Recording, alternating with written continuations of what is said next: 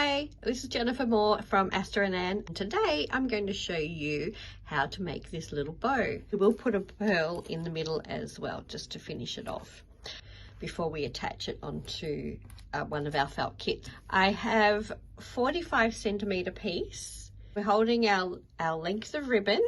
Roughly find out where the centre is, just laying one side over into the centre. And the other side we go again. It is going to require just a tiny bit of stitching. Just pop a little peg. I'm going to use Wonderful Spaghetti Thread by Susan Cleveland, and these are just so delicious. We're just trying to tie it together, wrapping it around. So wrap a bit more. Grab our pearl. We have there. I'll do another one. Pop around a couple of times, and that's going to make the pearl sit up nice and high and get that nice little V. And there it is.